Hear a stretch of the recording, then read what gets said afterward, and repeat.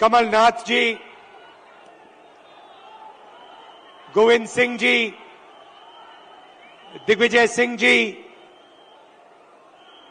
कमलेश्वर पटेल जी, जीतू पटवारी जी, तनखा जी, सुरेश पचौरी जी, कांतिलाल भूरिया जी, कुणाल चौधरी जी, stage पे Congress party के वरिष्ठ नेता, हमारे प्यारे कार्यकर्ता, भाइयों और बहनों, मध्य प्रदेश के युवाओं, प्रेस के हमारे मित्रों, आप सबका यहां बहुत बहुत स्वागत। आप दूर दूर से आए हैं, इसके लिए दिल से बहुत बहुत धन्यवाद।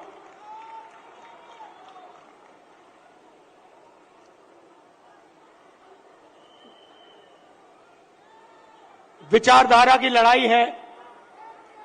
एक तरफ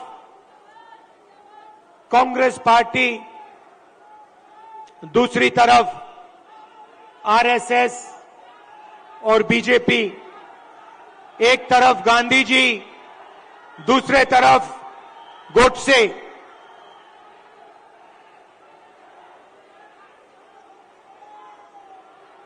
ये भैया इनको दिखाई नहीं दे रहा है। भैया प्रेस वाले थोड़े नीचे हो जाएं तो लोगों को दिखे।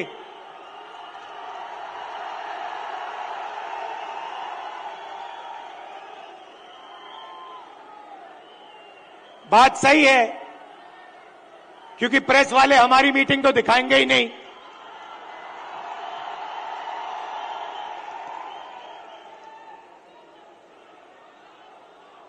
तो एक तरफ गांधी जी, दूसरी तरफ गोडसे, एक तरफ नफरत और हिंसा, अहंकार, और दूसरी तरफ मोहब्बत, आदर, भाईचारा। अब देखिए, जहां भी ये जाते हैं नफरत फैलाते हैं, गुस्सा पैदा करते हैं। अब हुआ क्या? अब मध्य प्रदेश में, मध्य प्रदेश का युवा, मध्य प्रदेश का किसान इनसे नफरत करने लग गया है। जो उन्होंने जनता के साथ किया, अब जनता उनके साथ कर रही है। और इसीलिए हमने ये 7 यात्राएं, जन आक्रोश यात्राएं मध्य प्रदेश में निकाली हैं। इससे पहले भारत जोड़ो यात्रा में कन्याकुमारी से हम कश्मीर तक चले और मध्य प्रदेश से पैदल निकले। कमलनाथ जी, कितने किलोमीटर चले थे हम यहां? नहीं, मध्य प्रदेश में टोटल कितने चले थे? नहीं, यात्रा कितने किलोमीटर चली थी? लगभग 180 किलोमीटर। हाँ, ये देखिए, 370 किलोमीटर हमारी यात्रा मध्य प्रदेश में चली थी। किसानों से मिले, युवाओं से मिले, माताएं बहनों से मिले। मुझे सिर्फ 2-3 बातें कही। सबसे पहले, मध्य प्रदेश हिंदुस्तान में भ्रष्टाचार का सेंटर है, एपी सेंटर है। और जितना भ्रष्टाचार बीजेपी के लोगों ने मध्य प्रदेश में किया है, पूरे देश में ये नहीं किया है। बच्चों के फंड्स, मिड डे मील के फंड्स, स्कूल यूनिफॉर्म के फंड्स चोरी किए। महाकाल कॉरिडोर में बीजेपी ने पैसा चोरी किया। व्यापम स्कैम को आप सब जानते हो। 1 करोड़ युवाओं को इन्होंने नुकसान पहुंचाया। एमबीबीएस की सीट्स बेची जाती हैं और पेपर लीक किए जाते हैं। यह इनका राज है। दूसरी बात, किसानों ने अपनी बात बताई। किसानों ने कहा, और यहां आप सोयाबीन उगाते हो, आप इसको सबसे अच्छी तरह समझोगे कि हमें मध्य प्रदेश की सरकार सही दाम नहीं देती है। अब आप जाइए, छत्तीसगढ़ में जाइए, पास जाइए, दूर नहीं है। छत्तीसगढ़ जाइए और छत्तीसगढ़ के किसी भी किसान से आप पूछिए, छत्तीसगढ़ में धान के लिए किसानों को कितना पैसा मिलता है, कांग्रेस की सरकार कितना पैसा देती है। हमने वायदा किया था 2,500 रुपए धान के लिए दिए जाएंगे, और छत्तीसगढ़ में जो हमने वायदा किया वो हमने वायदा पूरा करके दिखा दिया। मध्य प्रदेश में कर्जा माफी का वायदा किया, छत्तीसगढ़ में किया, राजस्थान में किया, कर्नाटक में किया। हर स्टेट में हमने कर्जा माफी की थी। यहां पे कमलनाथ जी कर्जा माफ करवा रहे थे और यहां आपको धोखा देके आपकी सरकार को बीजेपी वालों ने चोरी की। सही बात है।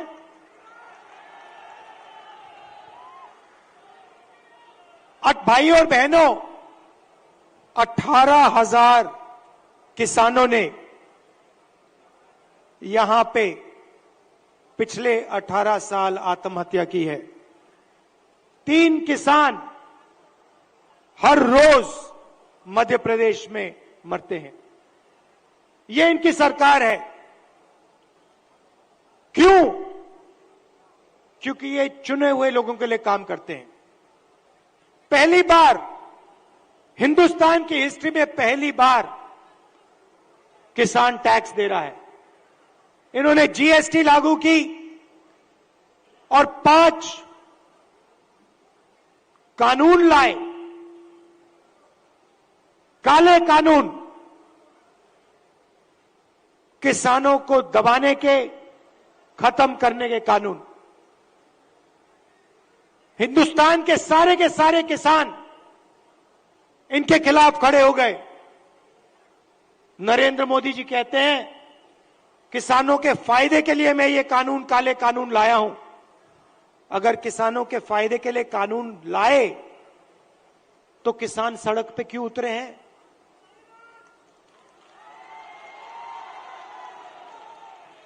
नरेंद्र मोदी जी कहना चाहते थे कि किसानों को कोई समझ नहीं है, किसान अपने हित को नहीं जानते। नरेंद्र मोदी कहना चाहते थे कि हिंदुस्तान के 2-3 अरबपति अदानी जी किसान को फायदा पहुंचाने के लिए काम करते हैं। भाइयों और बहनों, आप कर्नाटक जाइए, राजस्थान जाइए, छत्तीसगढ़ जाइए, हिमाचल जाइए, हमारी सरकारें गरीबों के लिए, कमजोर लोगों के लिए काम करती हैं। कर्नाटक में हमने 5 गारंटी दी, गरीबों के लिए, महिलाओं के लिए, किसानों के लिए। आप जाइए, कर्नाटक में जाइए, कर्नाटक की महिलाएं बस में जाने के लिए 1 रुपया नहीं देती हैं, मुफ्त में घूमती हैं। कहीं भी जाना हो कर्नाटक में, कहीं कर्नाटक की महिलाएं फ्री में जाती हैं। हर महीने उनके बैंक अकाउंट में सीधा पैसा आता है, सरकार पैसा देती है। छत्तीसगढ़ में जाइए, किसानों का कर्जा माफ किया, किसानों को सही दाम दिलवाते हैं। राजस्थान में जाइए, स्वास्थ्य के बारे में पूछिए, मुफ्त में वहां पे दवाई मिलती है। 15 लाख रुपए का वहां पे फ्री में इलाज होता है। हार्ट सर्जरी करवानी हो, बड़ी से बड़ी सर्जरी करवानी हो, राजस्थान में जाइए, पता लगाइए, राजस्थान की जनता को वहां पे फ्री में सर्जरी मिलती है। सरकार जनता के लिए चलनी चाहिए, सरकार किसी संगठन के लिए या एक दो बड़े उद्योगपतियों के लिए नहीं चलनी चाहिए। और ऐसी ही सरकार हम यहां मध्य प्रदेश में चलाना चाहते हैं। और कमलनाथ जी का काम आपने देखा है, काम करना जानते हैं, और जो उन्होंने काम शुरू किया था वो काम वो मध्य प्रदेश में पूरा करने जा रहे हैं। मैं आपसे आखिरी बात कहना चाहता हूं, पार्लियामेंट में मैंने अदानी जी की बात उठाई, भाषण दिया। जैसे ही मैंने अपना पार्लियामेंट में अदानी जी का भाषण दिया, वैसे ही बीजेपी ने मेरी लोकसभा की जो सदस्यता है उसे रद्द कर दी, खत्म कर दी। आप सोचिए, अदानी जी की रक्षा करने के लिए एकदम मेरी लोकसभा की जो सदस्यता थी उसको कैंसिल कर दिया। मुझे कोई फर्क नहीं पड़ता, करिए जितना करना है, मैं सच्चाई बोलता हूं। और देश के सामने एक सच्चाई अदानी जी हैं। पोर्ट्स देख लीजिए, एयरपोर्ट्स देख लीजिए, इंफ्रास्ट्रक्चर देख लीजिए,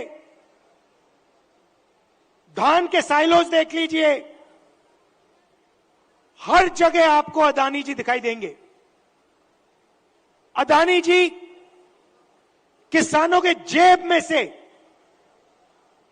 हर रोज जेब में से आपका पैसा लिया जाता है। इंफ्रास्ट्रक्चर में, डीजल में, पेट्रोल में, फर्टिलाइजर में आपके जेब में से पैसा निकलता है और सीधा इन दो उद्योगपतियों के जेब में जाता है। मैंने मीडिया की बात की, मैंने मजाक में कहा कि मीडिया वाले हमारी मीटिंग तो दिखाएंगे नहीं। मोदी जी का चेहरा 24 घंटा दिखेगा, शिवराज जी का चेहरा 24 घंटा दिखेगा। क्यों? क्योंकि इनका रिमोट कंट्रोल अदानी जी के हाथ में है। देखिए, ये मुस्कुरा रहे हैं, प्रेस वाले मुस्कुरा रहे हैं, इनके बेचारे की गलती नहीं है, ये रिपोर्टर है, इनकी गलती नहीं है, ये सच्चाई जानते हैं। रिमोट कंट्रोल पीछे से कंट्रोल दबता है। एक और सच्चाई है,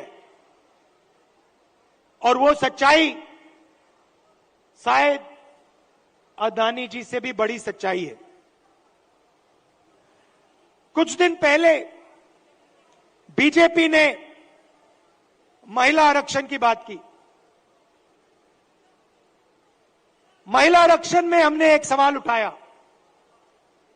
कांग्रेस पार्टी ने उठाया, बीजेपी ने कोई जवाब नहीं दिया। हमने दो चीजें कही। हमने पहले कहा, देखिए, ये महिला आरक्षण जो आप कर रहे हो ये अच्छा है, इसको करना चाहिए, मगर इसमें आपने दो छोटी सी लाइनें लिख रखी हैं। सबसे पहले इन लाइनों को आप मिटाइए। लाइन क्या थी? एक लाइन थी कि महिला आरक्षण से पहले सर्वे करने की जरूरत है, और दूसरी लाइन, महिला आरक्षण करने से पहले हमें जो डीनोटिफिकेशन होता है उसको करना है। इससे क्या होगा? इससे महिला आरक्षण 10 साल बाद होगा, आज नहीं होगा। तो हमने कहा पहले ये 2 लाइनों को आप बदलिए, और उसके बाद हमने और भी गहरी चीज कही और सवाल पूछा कि महिला आरक्षण में ओबीसी आरक्षण क्यों नहीं है।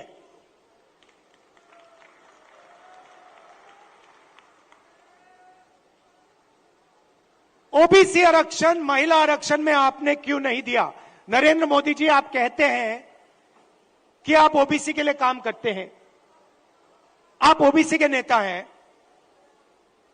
तो आपने महिला आरक्षण के अंदर के बीच में ओबीसी आरक्षण क्यों नहीं किया? अब भाषण से पहले मैंने आंकड़े देखे और मैं हैरान हो गया। भाइयों और बहनों, नरेंद्र मोदी कहते हैं कि बीजेपी में ओबीसी के एमएलए और एमपी हैं। सबसे पहले कांग्रेस के तीन चीफ मिनिस्टर ओबीसी हैं, ये याद रखिए आप। हमारी 4 सरकारें हैं, 3 हमारे ओबीसी चीफ मिनिस्टर हैं। दूसरी बात, आप पार्लियामेंट में, विधानसभा में चले जाइए और बीजेपी के किसी भी एमएलए से पूछ लीजिए, एमपी से पूछ लीजिए, आपसे कुछ पूछा जाता है क्या? जब कानून बनाए जाते हैं आपसे कुछ पूछा जाता है? आपको कहेंगे भैया हमारे से कुछ कोई नहीं पूछता। कानून आरएसएस वाले लोग बनाते हैं, कानून अफसर बनाते हैं, कानून बीजेपी के एमएलए और एमपी नहीं बनाते। सच्चाई भाइयों और बहनों एक और है। सच्चाई यह है कि हिंदुस्तान को 90 अफसर चलाते हैं। कैबिनेट सेक्रेटरी और secretary of government of India Hindustan की सरकार को चलाते हैं। 90 लोग ये कानून बनाते हैं, ये निर्णय लेते हैं पैसा किधर जाएगा, कितना पैसा कहां जाता है। अब मैं आपसे सवाल पूछना चाहता हूं, बीजेपी के 10 साल से सरकार है, 90 अफसर सेक्रेटरी हिंदुस्तान को चलाते हैं। मैं हिंदुस्तान के सब ओबीसी से पूछना चाहता हूं, नरेंद्र मोदी जी कहते हैं आपकी भागीदारी है हिंदुस्तान की सरकार में, मध्य प्रदेश की सरकार में। आप मुझे बता दो, इन 90 अफसरों में से ओबीसी कितने हैं? ओबीसी की आबादी कितनी है पहले यह बताओ।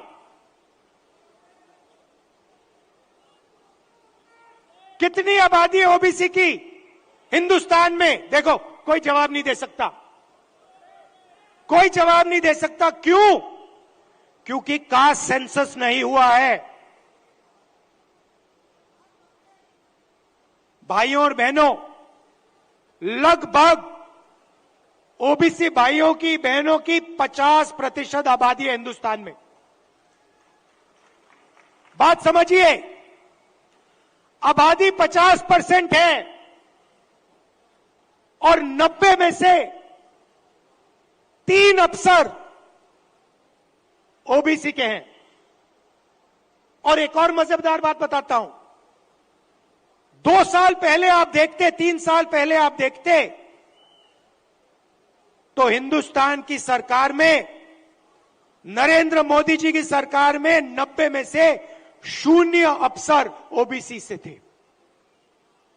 यह देश की सच्चाई है। नरेंद्र मोदी जी ओबीसी के लिए, दलितों के लिए, आदिवासियों के लिए काम नहीं करते हैं। आपका ध्यान इधर उधर करते हैं। दूसरा सवाल आपसे पूछता हूं, हिंदुस्तान की सरकार का बजट लाखों करोड़ रुपए का बजट है। मैं आपसे पूछता हूं, ये जो 3 ओबीसी अफसर हैं, इनकी भागीदारी कितनी है? ये बजट पे कितने रुपए पर निर्णय लेते हैं, मुझे बता दो। मैं आपको बताता हूं, तकरीबन 45 लाख करोड़ रुपए का बजट है। आप मुझे बताओ, ओबीसी अफसर कितने रुपए पर निर्णय लेते हैं, मुझे बता दो। नरेंद्र मोदी जी की ओबीसी की सरकार है,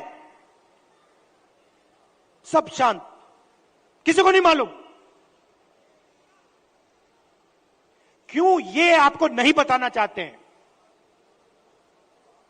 आपकी सच्चाई आपको नहीं बताना चाहते। सच्चाई भाइयों और बहनों ये है कि हिंदुस्तान के पूरे बजट में 5% की भागीदारी ओबीसी के अफसरों के हाथ में है। ओबीसी अफसर 3 हैं 90 में से, और 5% बजट को कंट्रोल करते हैं। यह है नरेंद्र मोदी जी का काम। नरेंद्र मोदी जी ओबीसी की सरकार नहीं चलाते हैं। नरेंद्र मोदी जी का काम, जो आरएसएस ने उनको दिया है, आपका ध्यान इधर उधर करने का है, नफरत फैलाने का है, हिंसा फैलाने का है। अगर सचमुच में नरेंद्र मोदी जी ओबीसी के लिए काम करते थे, तो 90 में से 3 अफसर ओबीसी के कैसे हैं? 3-4 साल पहले एक भी अफसर नहीं था ओबीसी का। हिंदुस्तान को तो ये चलाते हैं। शिक्षा में कितना पैसा जाएगा, स्वास्थ्य में कितना पैसा जाएगा, नरेगा कैसे बनेगा, भोजन का अधिकार कैसे डिजाइन होगा, ये तो इन 90 अफसर निर्णय लेते हैं। भाइयों और बहनों, ओबीसी की सरकार नहीं है। और देखिए, जैसे ही मैं ये बात कहता हूं, आप नोट करना, आज मैंने यहां खुले में यह बात बोली है, ये सारे के सारे टीवी कैमरा बंद हो जाएंगे।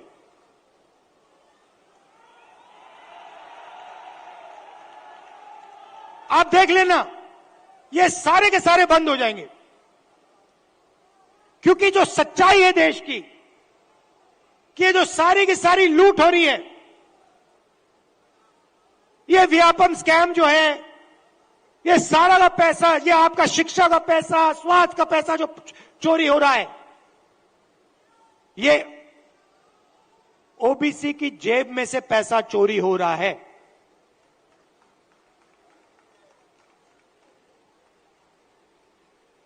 ये मैं आपसे कहना चाहता था, इसको आप मत भूलिए। सबसे जरूरी चीज,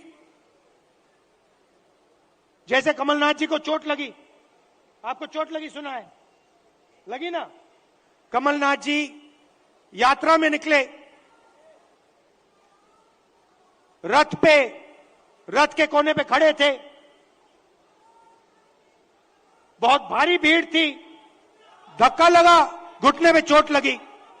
कमलनाथ जी जैसे ही आप अस्पताल गए, पहला काम क्या हुआ? डॉक्टर ने पहला काम क्या किया, बताइए?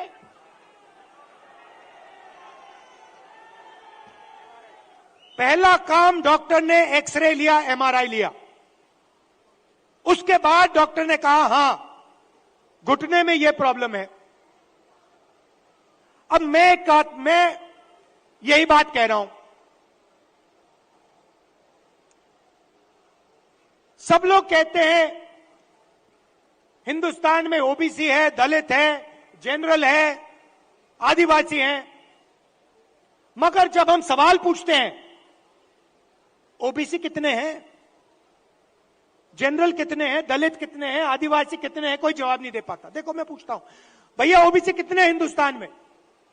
कोई नहीं दे सकता। तो मैं ये कह रहा हूं कि अब वो समय आ गया है कि हमें हिंदुस्तान का एक्सरे करना है। यह पता लगाना है कि अगर 90 अफसर हिंदुस्तान को चला रहे हैं और उसमें से 5% भागीदारी ओबीसी को मिल रही है, तो क्या ओबीसी की आबादी 5% है? क्या हो ही नहीं सकता। तो अगर उनकी आबादी 5% नहीं है, अगर उनकी आबादी 50% है, तो उनका 5% बजट पे कंट्रोल क्यों है? उनका 50% बजट पे कंट्रोल क्यों नहीं है? अब जब मैं ये सवाल उठाता हूं, बीजेपी के लोग कांपने लग जाते हैं, नरेंद्र मोदी जी भाग जाते हैं, अमित शाह जी कुछ और कहते हैं, हिंदू मुस्लिम कहेंगे, नफरत फैलाने की कोशिश करेंगे। भाई और बहनों, देश के सामने एक ही मुद्दा है, कास्ट सेंसस। ओबीसी कितने हैं और उनकी भागीदारी कितनी होनी चाहिए, यह हिंदुस्तान के सामने सबसे बड़ा सवाल है। और कांग्रेस पार्टी की हिंदुस्तान में सरकार है, पहला काम यह हम करके दिखाएंगे।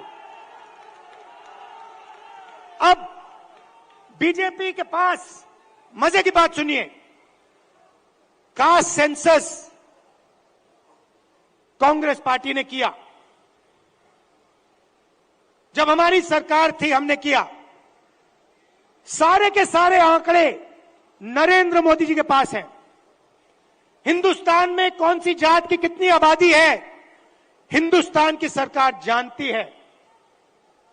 हिंदुस्तान में ओबीसी कितने हैं, हिंदुस्तान की सरकार जानती है। नरेंद्र मोदी हिंदुस्तान के ओबीसी को यह बताना नहीं चाहते हैं कि आप कितने हो, क्योंकि वो आपको भागीदारी नहीं देना चाहते हैं, वो आपको सच्ची शक्ति नहीं देना चाहते हैं। वो आपके लोगों को विधानसभा में बैठा देते हैं, मगर फिर उनको बिल्कुल चुप करा देते हैं। हम चाहते हैं कि सबकी भागीदारी हो, किसानों को सही दाम मिले। ये सबका हिंदुस्तान है, 2-3 उद्योगपतियों का नहीं है। इसीलिए हमारा पहला काम कास्ट सेंसस होगा, और जैसे ही हमारी सरकार आएगी हम देश को बता देंगे इस देश में कितने ओबीसी हैं, कौन से कितने जात की आबादी है।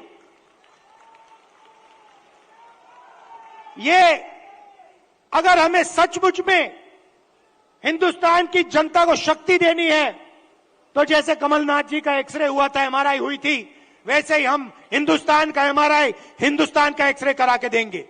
आप सबका दिल से बहुत बहुत धन्यवाद। नमस्कार, जय हिंद। राहुल गांधी,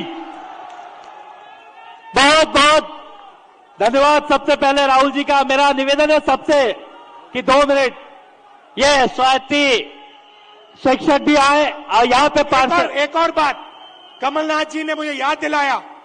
देखिए, कमलनाथ जी ने यहां पे 27% रिजर्वेशन ओबीसी को दिलवाया था, कानून पास किया था, और बीजेपी के लोगों ने पीछे से उसे रद्द किया। अब मैं पार्षदों से निवेदन करूंगा